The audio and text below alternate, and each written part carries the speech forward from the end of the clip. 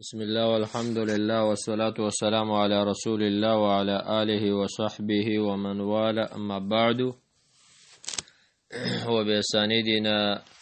إلى الإمام أبي زكريا يحيى بن شرف النووي الدمشقي رحمه الله تعالى في كتابه رياض الصالحين باب تحريم الظلم والأمر برد المظالم.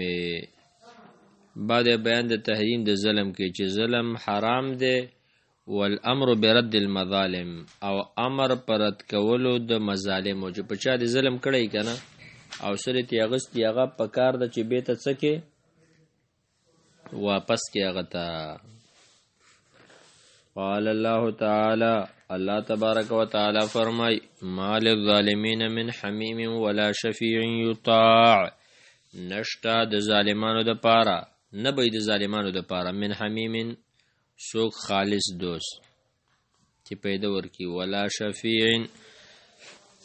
نشفارسی یطاع چې د هغه تابعداري وشي یعنی شفارسی قبول شي.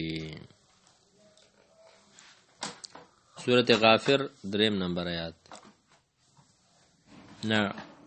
سورة غافر اتلسم نمبر آیات وقال تعالى الله تبارک وتعالى فرمای وما للظالمین من نصير نشته د ظالمانو د پر مددګاران. سوره حج او یا واما الحديث ورچ حدیث دی فمن حدیث ابي ذر یو پدې کې حدیث د ابو ذر رضی الله عنه المتقدم چې مخکې تیر شو فی اخر باب المجاهده په اخر د باب د مجاهده کې ډیر حدیثونه دي یو څو وسدادي. وعن جابر رضي الله عنه رواية أن رسول الله صلى الله عليه وسلم قال يقين النبي صلى الله عليه وسلم فرمایلی دی اتقوا الظلم د ظلم نزان وساتئ فإن الظلم ظلمات يوم القيامة ظلم بتیری د قیامت په ورځ باندې. واتقوا الشح د بخل نزان وساتئ فإن الشح أهلك من كان قبلكم یقین بخل تبا کړي هغه څوک چې تاسو نه مخکیو. حملهم دی بخل اغیو باعث کړیو اغیوی باعث کړیو په دی علا ان سفکو دماءهم چې اغیو تویکړي خپلی ویني واستحلوا محارمهم او حلال کړه محارم خپل یعنی هغه چې الله په دی باندې کم فواحش حرام کړیو خزي په حرام کړی وی هغه ځان ته په حلال کړ. رواه مسلم صحیح حدیث. نو ګوره دی حدیث امام نووي رحم الله دی باب کې مناسبت داو چې ظلم حرام کار دی. ګوره تحریم الظلم والامر برد المظالم. وعن ابي هريره رضي الله عنه روایت دی ان رسول الله صلى الله عليه وسلم قال یقین النبي صلى الله عليه وسلم فرمایلی دی لا تؤدن الحقوق الى اهلها يوم القيامه خامخا تاسو به دا کوي حقونه حقدارو ته پورز د قیامت باندې حتا یقادو تر دې چې قصاص به غستل شي لشاتل جلحاء من الشات القرنا تر دې چې قصاص به غستل شي د هغه ګډې نه چې دا غخ کړی دي خکری نشته دی لشاتل جلحا کونډی من الشاتل قرنا تخکرولینا خبر ورسی دی کونډی چیلی یا کونډی ګډه دا به د هغه مال نه خپل قصاص اخلي چې هغه سخکری او دې سره نه وي هغه به دا په ډقرو باندې واله. رواه مسلم. معنا دا چې د قیامت د سی ورځ دا چې التب رب العالمین به د هر څه حساب کوي نو وس نه ځان سره غم پیدا ک. وعن ابن عمر رضی الله عنهما روایت دی قال فرمایدا كنا نتحدث عن حجة الوداع ومن به خبرې کولې د حجة الوداع او نبی صلی الله علیه وسلم بین ظهرنا نبی رسول الله زمون په منځ کې ولا ندري منګ نه پویدو ما حجة الوداع چې حجة الوداع څه شی ده حتی حمد الله تر دې چې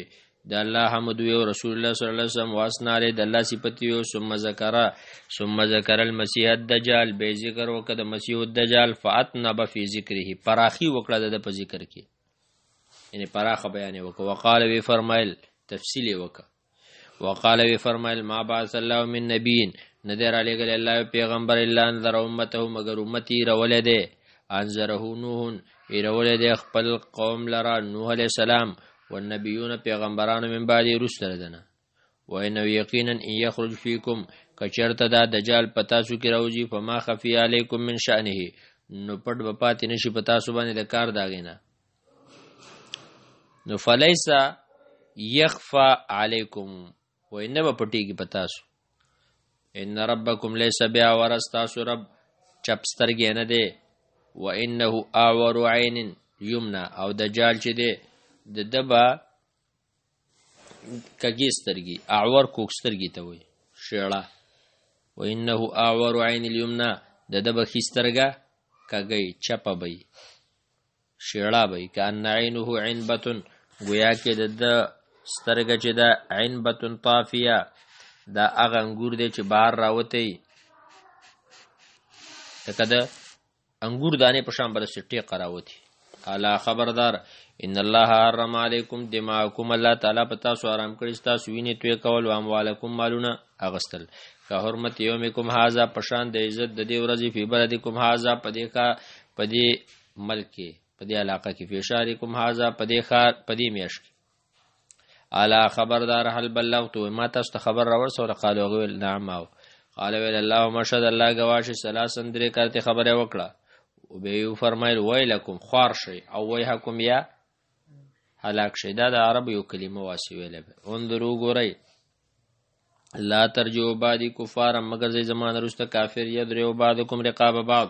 چوي بعض استاسو کې سټونه ده بعض بخاری او مسلم صحیح حدیث دیکھا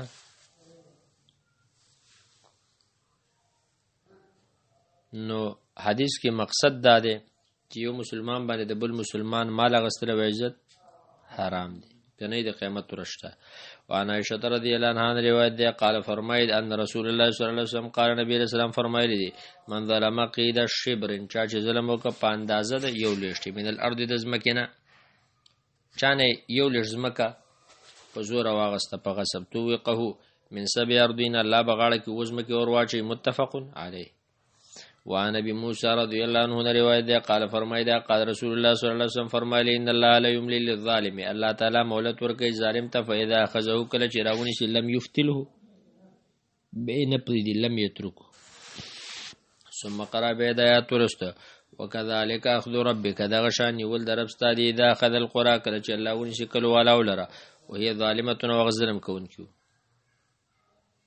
ان اخذه علیم شدید یقینا د الله تعالی نیول درناک دی او سخت دی متفق علیه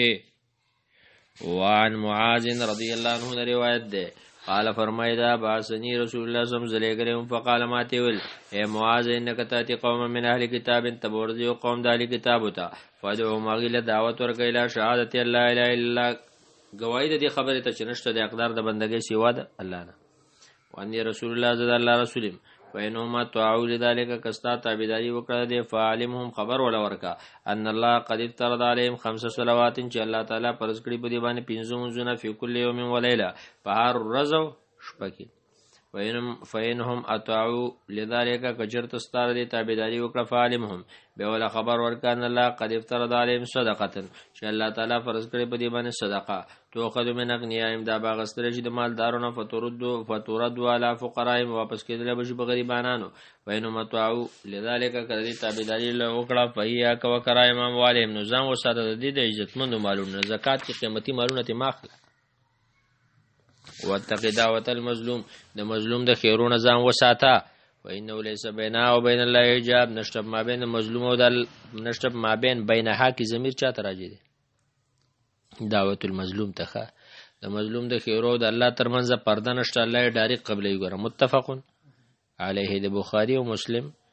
صحیح حدیث دی وصلی الله وسلم علی نبینا محمد صلی الله علیه وسلم